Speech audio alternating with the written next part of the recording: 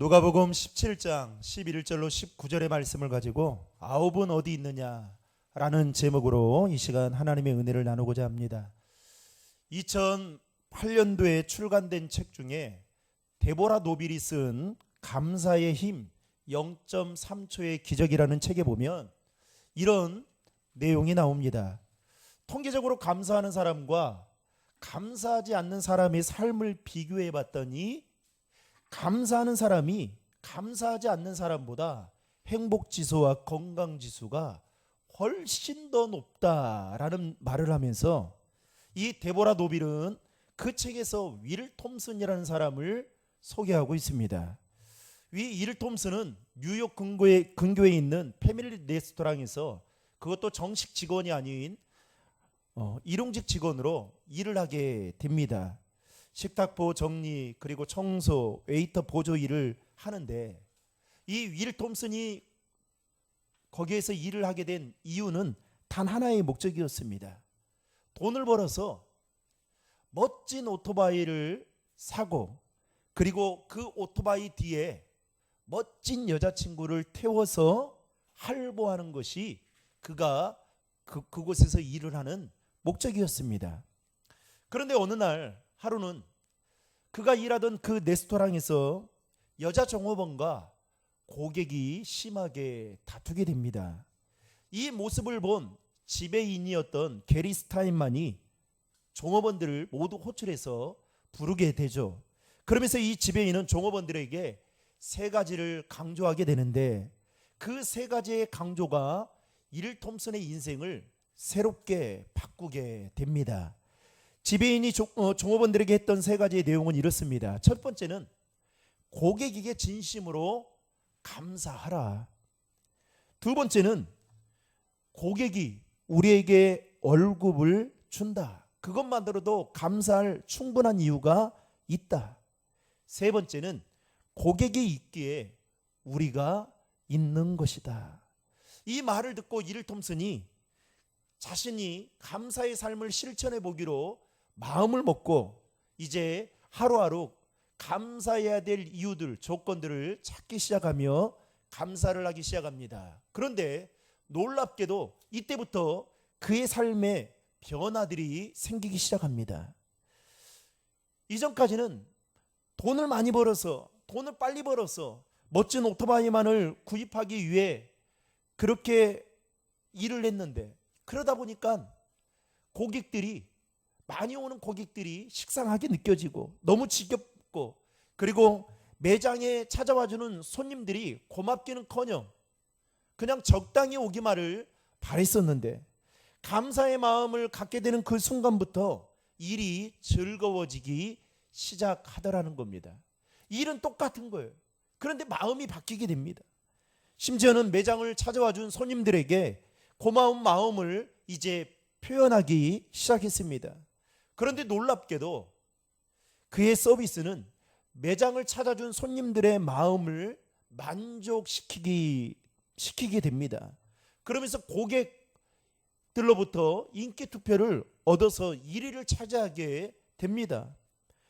그것을 보고 그 레스토랑의 사장이 이 윌 톰슨을 키워야 되겠다라는 생각을 갖고 그리고 공부할 수 있도록 전폭적인 지원을 하게 됩니다. 그래서 그가 야간대학을 거쳐서 경영대학원에 있는 석사학위까지 받게 되죠. 그리고 얼마나 돈을 많이 벌었던지 지금은 자신의 전용 비행기를 타고 다니면서 미국 전역을 누리면서 강연을 하게 되는 식품업체의 경영인이 되었습니다. 이 데보라 노빌은 그의 삶을 한마디로 압축해서 이렇게 말합니다. 감사가 만들어낸 기적과 같은 삶이었다라고 말하고 있습니다. 여러분들이 지금 앞에 펼치고 있는 그 성경은 어떠한 책이라고 생각하십니까? 성경은 어쩌면 감사의 책이라고 해도 과언이 아닐 정도로 성경 전체에 감사의 이야기가 가득하고 있습니다. 성경에 보면 감사라는 단어가 무려 188번이나 나올 정도로 하나님께서 이토록 감사하라고 말씀하신 이유는 감사는 해도 되고 안 해도 되는 것이 아니라 신앙에 있어서 감사는 필수적인 요건이기 때문에 이토록 강조하고 있는 것입니다. 오늘 말씀은 예수님께서 사마리아와 갈릴리 접경의 지역을 통과해서 이제 예루살렘으로 가던 중에 한 마을에 들어가게 됩니다. 그리고 그 마을에서 예수님은 10명의 나병 환자를 만나게 되죠. 아마도 추측하건대 이 마을은 나병 환자들이 집단적으로 모여서 살고 있던 곳이었던 것 같습니다. 당시 나병에 걸린 사람들은 일반 사람들과 함께 거주할 수가 없고 격리되어져 살아야만 했습니다. 여러분, 레위기서 13장 45절과 46절의 말씀을 화면을 보고 같이 읽겠습니다. 나병 환자는 옷을 찢고 머리를 풀며 윗입술을 가리고 외치기를 부정하다 부정하다 할 것이요 병이 있는 날 동안은 늘 부정할 것이라. 그가 부정한즉 혼자 살되 진영 밖에서 살지니라. 아멘. 오늘날의 나병은 한센병으로 그렇게 부르기도 하는데요. 이 한센병은 한센균이 피부나 어떤 신경계 쪽에 침투하게 되면 이 말초 신경을 죽여버리게 됩니다. 그러면서 그 신체의 모든 감각을 마비시켜 버리게 되는 것이죠. 그러다 보니까 나병에 걸리게 되면 손과 발, 귀 이런 것들이 툭툭툭 떨어져 나갑니다. 그런데 고름이 생기는데도 불구하고 나병 환자들은 그것을 전혀 아프다라고 생각하지 못하고 살아가고 있다라는 겁니다. 제가 청년 사역을 할 때에 이 제자 훈련했던 청년들과 국내 성지순례를 가게 됐습니다. 그때 소록도에 가게 되었습니다. 이 소록도에 가서 나병 환자들이 어떻게 삶을 살고 있는지, 거기에도 지금도 살고 있더라고요. 그래서 어떻게 살고 있는지를 보게 됐는데, 그때 보니까 그 나병 환자 분들이 살았던 그 삶의 모습들이 고스란히 그 안에 담겨져 있고, 그리고 나병을 경험했던 그분들의 그 모습을 보니까 정말 눈뜨고 볼 수 없을 정도의 그런 모습들을 그곳에 가서 직접 본 적이 있습니다.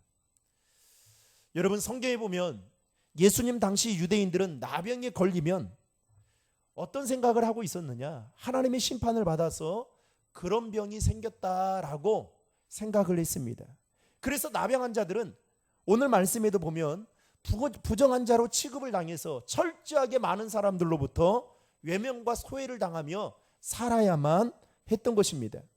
그런 상황 속에서 예수님은 오늘 나병 환자들이 있는 그 마을에 직접 들어가셨다라는 겁니다. 그리고 예수님을 만난 나병 환자 10명은 모두 다 깨끗이 낫게 되는 놀라운 기적을 경험하게 됩니다. 그런데 문제는 예수님께 고침받은 10명의 나병 환자 중에, 그것도 유대인들이 전혀 상종하지도 않는, 아니 개취급을 하는 이 사마리아 한 사람만 하나님께 와서 감사로 영광을 돌렸고, 나머지 9은 그렇지 않은 것에 대해서 오늘 본문에서 예수님은 뭐라고 말씀하시냐면 9은 어디 있느냐라고 질문하고 있는 것을 보게 됩니다. 예수님께 감사를 드렸던 사마리아 사람을 통해서 오늘 저와 여러분이 추수감사절을 맞고 있는 이 날에 하나님이 우리에게 주시는 교훈이 무엇인지 알아보고 이 말씀을 통해서 다시 한번 우리 안에 잃어버렸던 감사를 회복할 수 있는 은혜가 있기를 주님의 이름으로 축복합니다. 첫 번째로, 감사는 반드시 표현해야 한다는 것입니다. 여러분, 15절의 말씀을 다 함께 읽겠습니다. 그들 중 한 사람은 자기 병이 나은 것을 보고 큰 소리로 하나님께 영광을 돌리며 돌아와. 그들 중 한 사람이 누굽니까? 바로 사마리아 사람을 두고 말하고 있는 것이죠. 오늘 말씀에 보면 10명의 나병 환자 중에 하나님께 영광을 돌리러 온 사람은 고작 한 사람이었습니다. 그 사람은 바로 사마리아 사람이었습니다.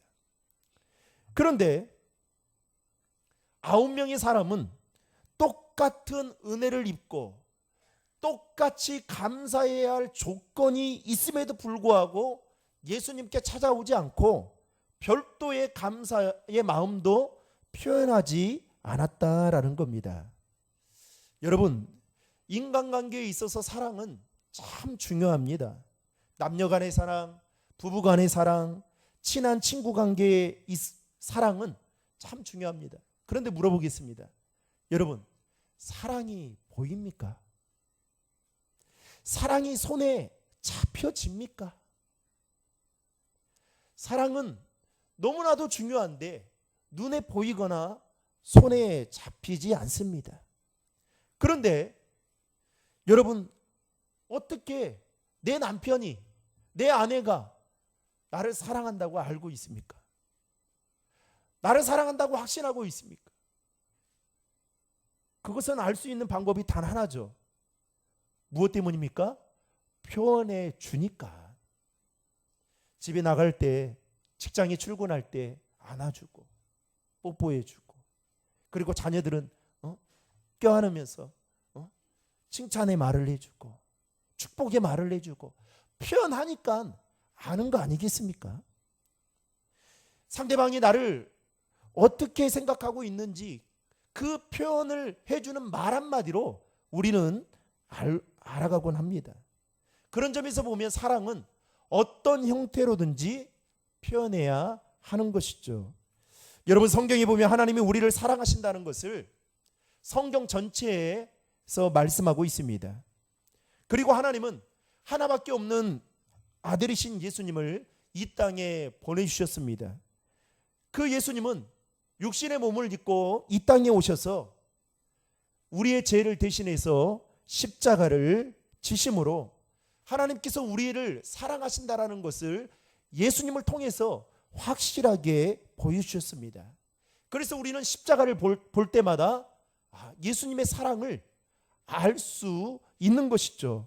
이에 대해 사도 바울은 로마서 5장 8절에 이렇게 말하고 있습니다. 같이 읽겠습니다.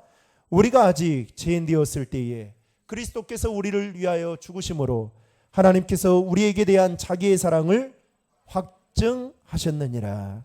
아멘.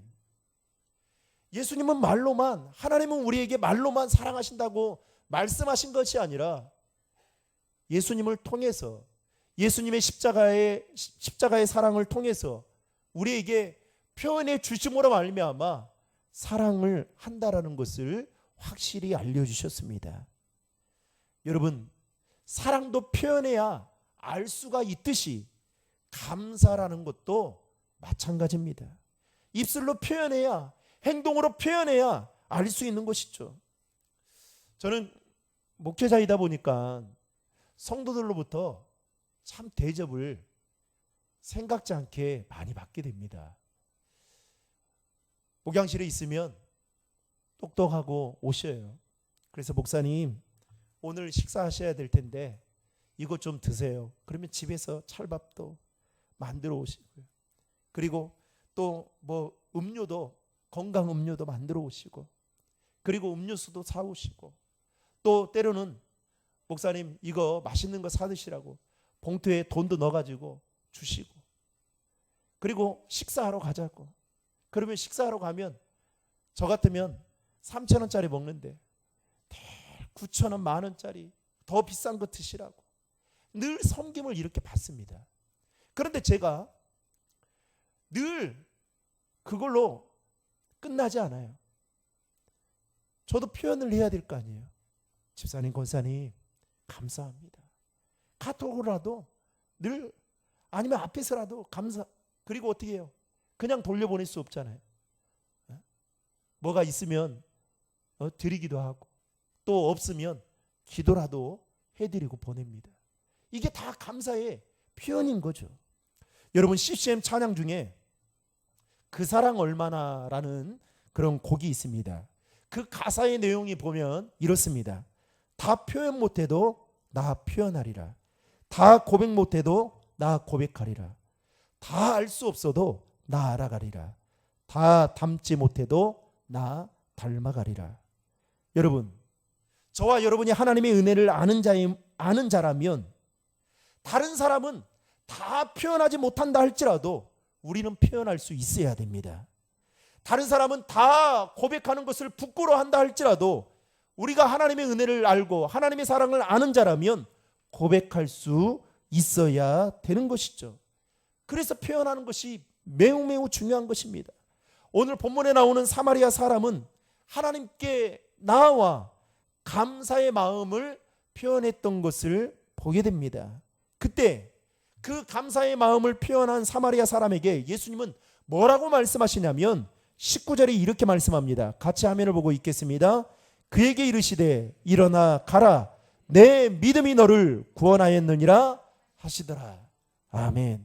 여러분, 이 사마리아 사람은 예수님께 받은 그 은혜를 감사의 마음으로 표현했는데 예수님은 그것을 뭘로 보았다고요?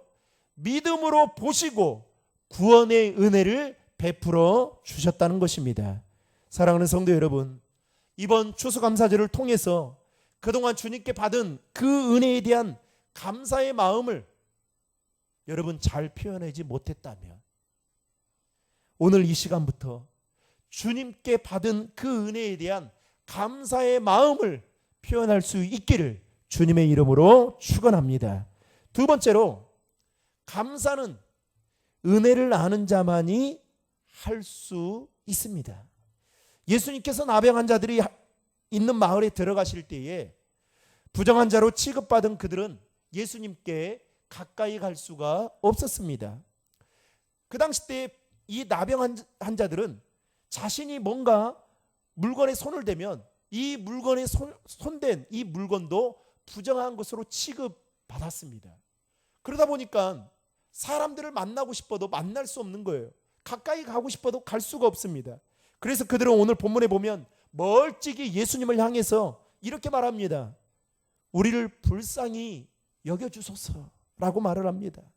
예수님은 그들을 보고 이렇게 말을 합니다. 제사장에 가서 너희 몸을 보이라. 그런데 여러분 좀 이해가 되지 않습니까? 저는 너무 이해가 되지 않았어요. 왜냐? 이게 지금 나아서 가는 게 아니잖아요. 나아서 제사장들에게 자신이 나은 몸을 그 검증받으려고 가는 것이 아니라 지금 예수님은 마치 이들에게 믿음의 모험을 하라고 하는 것처럼 가라고 말씀합니다. 그런데 놀랍게도 그들은 가는 도중에 깨끗이 낫게 되는 은혜를 입게 됩니다. 그때 사마리아 사람은 자신의 몸이 나은 것을 알고 예수님께 감사하기 위해서 제사장으로 향했던 그 발걸음을 돌려서 예수님께로 돌아오게 됩니다. 아마도 사마리아 사람은 자신의 병을 고치신 예수님께 감사드리는 그 일이 먼저 제사장에게 가서 자신의 몸을 보이는 것보다 아니면 다른 어떤 일보다도 더 중요한 일이다라는 것을 알았기 때문에 그의 발걸음을 돌릴 수 있었던 것입니다. 즉 하나님의 은혜를 알았기 때문에 이와 같은 행동을 할 수 있었던 것이죠. 지금 현대인들은 과거에 비해 정말로 많은 것들을 소유하며 풍족한 삶을 살고 있습니다. 과거에 비해 과학이 발달하다 보니까요, 우리의 삶이 놀랍게 편리해졌습니다. 경제적으로도 아주 풍요로워졌습니다. 그런데 문제는 과거에 비해 감사는 줄어들고 있고 원망과 불평은 점점 늘어나고 있다라는 점입니다. 요즘 사람들은 웬만한 거에 대해서 만족할 줄 모르고 감사할 줄 모릅니다. 제가 청년 사역을 할 때 어느 날 현타가 오더라고요. 왜냐하면 제가 이렇게 식사를 사주면 감사의 표현을 좀 해야 되는데 안 하는 거예요. 청년 사역자들이 돈이 있어서 사주는 게 아니잖아요.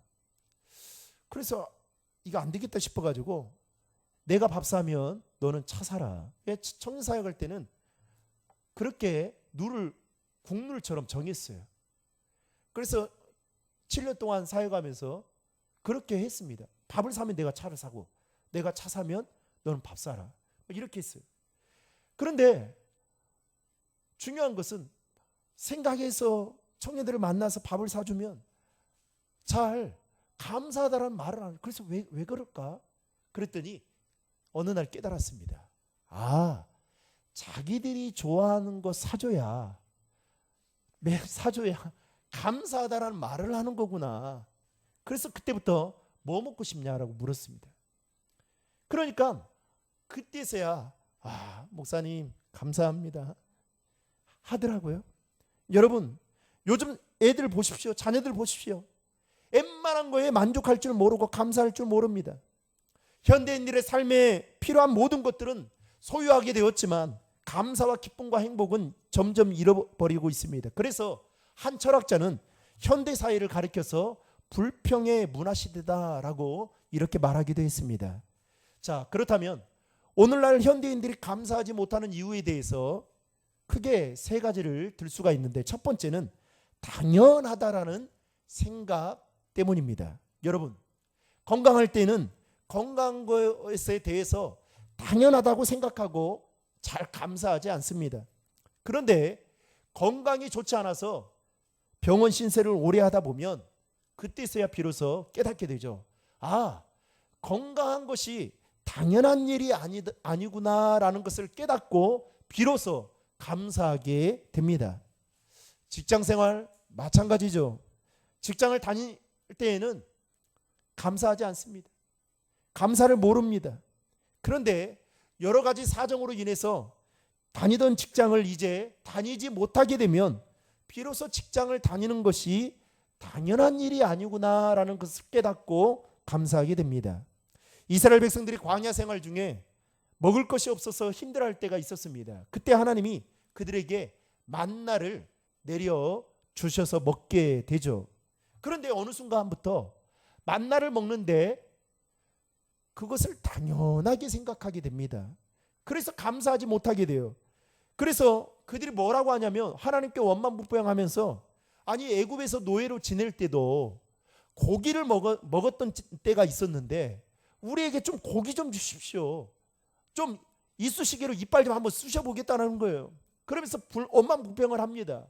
그러니까 하나님이 어떻게 합니까? 메추라기를 내려주시죠.